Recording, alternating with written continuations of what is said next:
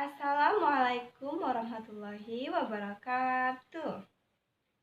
Sabahul khair anak Umi. Sebelum melakukan pembelajaran hari ini, sebaiknya kita membaca doa terlebih dahulu. Mari kita mulai. Doa dimulai. Bismillahirrahmanirrahim. Raditu billahi rabbah wabil islami dina wabi Muhammadin nabiyya wa rasulah. Rabbi zidni ilma warzuqni fahma wa amalan solihah. Amin. Nah, tadi kita sudah membaca doa sebelum belajar. Sekarang kita mulai pelajaran kita hari ini. Hari ini kita belajar fikih tentang sholat fardu. Ada yang tahu sholat fardu itu apa? Iya, sholat fardu itu adalah sholat yang wajib dikerjakan. Jika ditinggalkan, maka kita akan berdosa. Oke anak-anak, pembahasan Abi ambil alih ya. Jadi, tadi kan Umi nanya tuh, ada yang tahu nggak sholat fardu itu apa? Nah, sebelum kita memasuki pembahasan sholat fardu lebih jauh lagi, Abi mau ngasih tahu nih, bahwa sholat itu adalah salah satu dari kelima rukun Islam. Ada yang tahu nggak sholat itu rukun Islam yang keberapa? Iya, sholat itu adalah rukun Islam yang pertama. Yang keberapa? Pertama. Anak-anak tahu nggak? Ada loh lagu tentang rukun Islam. Mau denger nggak? Oke, mari kita nyanyikan ya. Abi hitung ya. Satu. Oh, Abi lupa. Belum Abi kasih tahu ya gimana lagunya. Iya, lagunya tuh kayak gini. Oke, Abi mulai ya. Jadi anak-anak, Abi punya loh satu lagu tentang rukun Islam. Mau denger nggak? Oke, Abi nyanyiin ya. Satu, dua, tiga. Rukun Islam yang lima, syahadat, sholat, puasa, zakat bagi si papa, haji bagi yang kuasa. Siapa tidak sholat dor, celaka di akhirat. Siapa tak bayar zakat, oleh Allah dilaknat. Iya, itu adalah lagu tentang rukun Islam. Iya. Ada yang tahu berapa jumlah sholat fardu? Ya, jumlah sholat fardu itu ada 5. Yang pertama, sholat subuh. Niat sholat subuh itu sholi fardu subuhi rakaataini mustaqbilal kiblati adaan lillahi ta'ala. Yang kedua itu sholat zuhur. Niat sholat zuhur. Sholi fardu juhuri arba'a rakaataini mustaqbilal kiblati adaan lillahi ta'ala. Yang ketiga sholat asar. Sholat asar niatnya usolli fardu asari arba'a rakaataini mustaqbilal kiblati adaan lillahi ta'ala. Yang keempat, sholat maghrib. Sholat maghrib niatnya usolli fardu maghribi salasa rakaataini mustaqbilal kiblati adaan lillahi ta'ala. Yang kelima, sholat isya. Salat isya niatnya usolli fardu isya'i arba'a rakaataini mustaqbilal kiblati adaan lillahi ta'ala. Ya, kita sebagai orang Islam harus mengerjakan sholat. Kalau kita tidak mengerjakan sholat atau kita meninggalkan sholat yang Umi sebutkan 5 waktu tadi, kita akan berdosa. Dan berdosa itu akan masuk surga apa neraka? Iya, orang yang berdosa akan masuk neraka. Di sini Naomi mau masuk neraka apa mau masuk surga? Ya, semua orang pasti mau masuk surga, tapi tidak semua orang mau melaksanakan sholat. Ya, jadi kalau anak Umi mau masuk surga, anak Umi harus rajin sholat. Tidak boleh meninggalkan sholat. Iya. Iya, dalilnya yang mana ya anak-anak? Ada yang tahu nggak? Oke, kalau nggak tahu biar Abi kasih tahu ya. Jadi ada beberapa dalil tentang sholat, tapi Abi mau ngasih dua aja ya.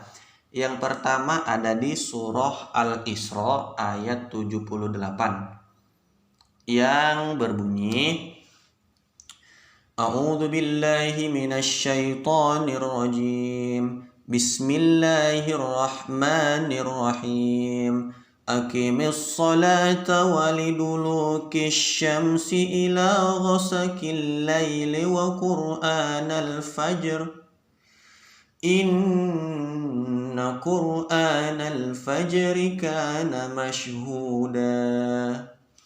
Yang artinya adalah dirikanlah sholat sejak matahari tergelincir sampai gelapnya malam dan laksanakan pula sholat subuh. Sesungguhnya sholat subuh itu disaksikan oleh malaikat. Abi, maksudnya matahari tergelincir itu kayak apa ya? Nah, jadi maksud dari tergelincirnya matahari itu adalah ketika di waktu siang menuju sore, yaitu dari sholat zuhur menuju ke sholat asar.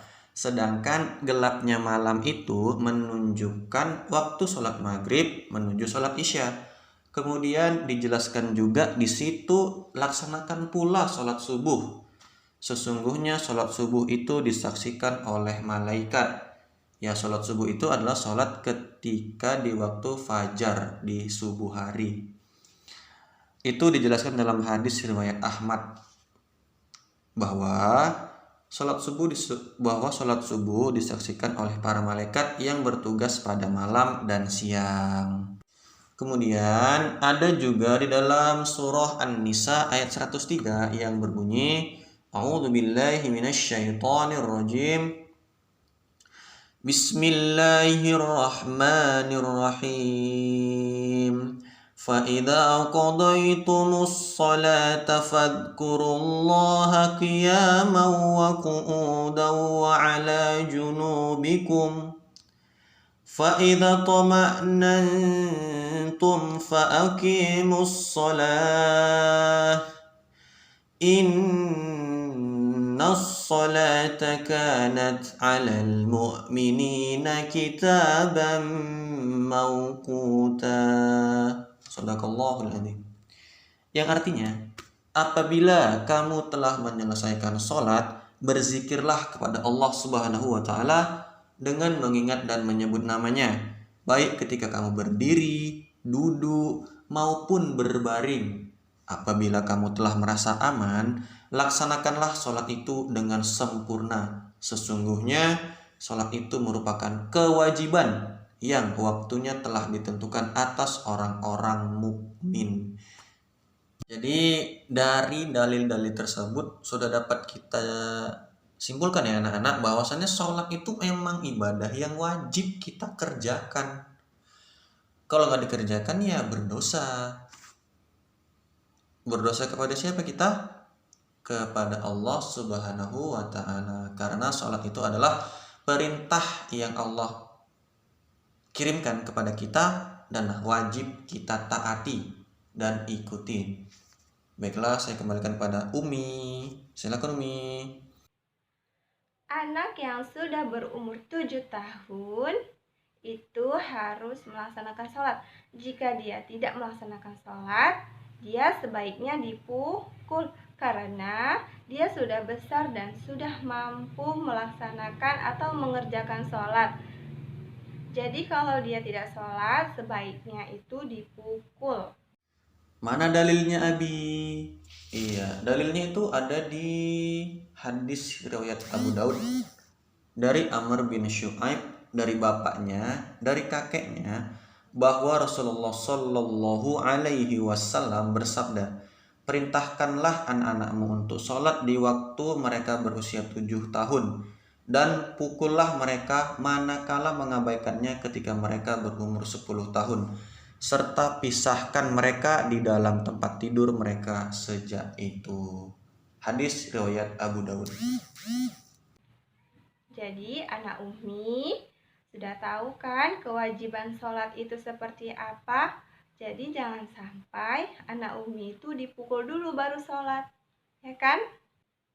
Selagi kita masih bisa bernafas, masih bisa berbicara, masih bisa melihat, masih bisa berjalan, masih bisa berlari, sebaiknya kita jangan pernah meninggalkan sholat. Karena meninggalkan sholat itu adalah dosa yang sangat besar, kan? Bahkan orang yang sakit saja Allah beri keringanan. Seperti sholatnya duduk bisa, berbaring bisa, jika tidak bisa juga berbaring, jika berbaring saja juga tidak bisa sholat, maka sebaiknya disolatkan saja orang itu, ya kan? Jadi jangan pernah meninggalkan sholat. Mana dalilnya Abi? Iya, dalilnya ini ya Nana. Sholatlah sambil berdiri, jika kamu tidak mampu sambil duduk, dan jika kamu tidak mampu sambil berbaring miring. Hadis riwayat Bukhari. Ya kan? Orang yang di dalam kubur sana menyesal, ingin kembali lagi ke dunia untuk melaksanakan sholat. Karena sholat itu sangat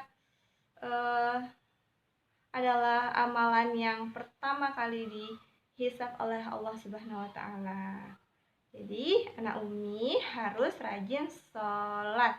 Sholat 5 waktu tadi ya, sholat subuh 2 rakaat. Terus yang kedua sholat zuhur ada 4 rakaat. Yang ketiga sholat asar juga ada 4 rakaat. Yang keempat sholat maghrib itu ada 3 rakaat. Yang kelima sholat isya itu ada 4 rakaat. Iya, jadi anak Umi, sholat itu merupakan kewajiban umat muslim atau orang Islam. Jika kita meninggalkan sholat, kita akan berdosa, dan berdosa akan masuk neraka, ya kan? Sholat fardu juga adalah bentuk rasa syukur kita terhadap Allah yang sudah memberikan banyak sekali nikmat kepada kita, seperti kita bernapas, kita melihat, kita berjalan, kita memegang, dan lain-lain. Banyak sekali nikmat Allah yang telah Allah berikan untuk diri kita. Makanya cara bersyukurnya adalah dengan melaksanakan sholat kepada Allah, beribadah 5 waktu, tidak boleh bolong-bolong, atau tidak boleh sholat subuh aja atau sholat zuhur aja, tidak, tapi 5 waktu itu harus dilaksanakan. Baik, anak Umi sudah menjelaskan tentang materi sholat fardu. Anak Umi ada yang mau bertanya? Iya, apa pertanyaannya? Kenapa kita harus sholat 5 waktu? Kenapa nggak ngaji aja? Iya, pertanyaannya begitu ya. Jadi, kenapa nggak ngaji aja? Jadi, sholat itu adalah amalan yang paling pertama kali dihisab oleh Allah Subhanahu wa taala di alam kubur nanti. Sholat merupakan tiang agama. Salat itu seperti makan. Kalau kita nggak makan, badan kita akan lemas kan? Nah, seperti itu juga tubuh kita, jiwa kita, jika tidak melaksanakan sholat, jiwa kita itu akan merasa lemas, akan merasa tidak tidak enak gitu lah. Dengan sholat, seperti makan juga, dengan sholat ruh kita, jiwa kita menjadi tenang, menjadi kuat lagi, menjadi apa ya, menjadi segar lagi. Seperti kita habis makan, kita kembali sehat lagi, kembali semangat lagi ya kan. Kalau nggak makan kita lemas, dan dengan makan kita akan merasa semangat lagi ya kan. Itu pertanyaannya dari anak Umi tadi, jawabannya ya. Baik, Umi sudah selesai menjelaskan pelajaran kita pada hari ini. Fikih tentang sholat fardu. Anak Umi sudah paham kan? Alhamdulillah, anak Umi sudah paham. Jadi kalau anak Umi sudah paham, anak Umi kerjakan apa yang Umi ajarkan tadi, ya Kak ya. Jangan sampai ditinggalkan. Kalau gitu, selesai hari ini pelajaran kita. Mari kita doa penutup majelis. Subhanakallahumma wa bihamdika asyhadu an la ilaha illa anta astaghfiruka wa atubu ilaik. Semoga anak-anak Umi menjadi anak-anak yang soleh dan soleha, yang rajin sholat dan tidak pernah meninggalkan sholat, agar kita sama-sama masuk surganya Allah. Amin, amin ya rabbal alamin. Assalamualaikum warahmatullahi wabarakatuh. Sampai jumpa minggu depan anak Umi.